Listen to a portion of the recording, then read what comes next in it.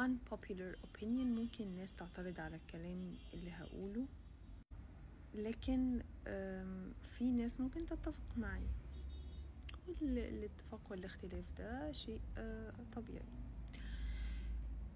اكتر ناس واكتر شغلانه فعلا حقيقي بيصعبوا عليا، بحس ان هم ممكن تأثر عليهم وعلى نفسيتهم جدا، وكده كده بتأثر على المخ اصلا اثناء الشغل يعني بتاعهم، هو التمثيل. الممثل بيكون شخص ده طعم الشهرة وده اهتمام الناس بيه، وفجأة لا قدر الله يطلع حد احسن منه، وده سنة الحياة لو ما اشتغلش على نفسه واشتغل على ان هو يطور من نفسه.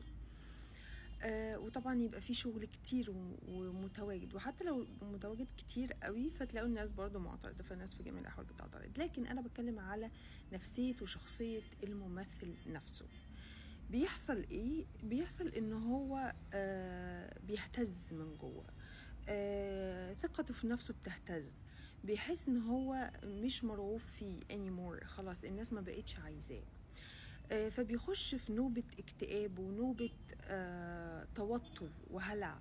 وده اللي حصل مع روبرت ويليامز، ان هو كان دايما لما حللوا شخصيته كانوا شايفين ان سعادته في ان الناس تكون بتضحك، فبيحس انه ليه قيمة، لانه هو صغير كان دايما حاسس رغم ان اهله كانوا مرتاحين ماديا جدا، كان حاسس ان هو لو ما ضحكش اهله او الناس اللي معاه في البيت هو كده ملوش قيمة وملوش وجود.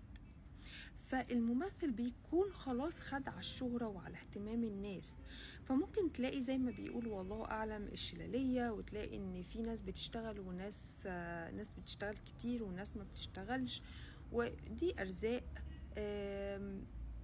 لو انت ما اشتغلتش على نفسك، بيصعب عليا الناس الكبار، الفنانين الكبار اللي المفروض يكون ليهم قيمة، كل ما بيكبروا في السن قيمتهم بتزيد، بيتحايلوا على الفنانين الصغيرين سنا ان هم يشغلوهم.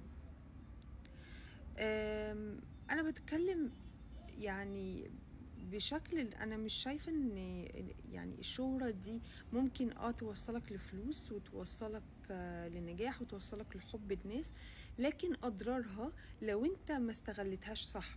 يعني لو انت شخص مشهور، فحاول ان انت يكون ليك اكتر من انكم عشان ما يجيش عليك وقت وتحس ان انت مش موجود، واعتقد ان دي سنة الحياة. الناس فاكرة ان الممثل عايش حياته سفر ومروح وبتجيله هدايا وعلى طول حاجات زي التجميل والكلام ده. هو بيضغط على نفسه نفسيا، او هي بتضغط على نفسها نفسيا جدا جدا جدا، عايزة تفضل جميلة وتفضل مرغوبة وتفضل موجودة علشان الناس تفضل عايزاها. لو احنا فكرنا في الفنانين بالشكل ده، مش هنأذيهم بكلامنا، مش هنأذيهم بالشتايم او بالطريقة الوحشة اللي بلاقي عليها الكومنتس. هم بجد بيصعبوا علي لان هم غلابة. الفنان غلبان او مسكين، خلينا نقول مسكين. ليه؟ لان لو فقد الشهرة الناس بتدوس عليه. فتخيل، فكروا في الناس بشكل مختلف، فكروا في الوظائف بشكل مختلف، فكروا في الشهرة بشكل مختلف، حقيقي هتقدروا الناس.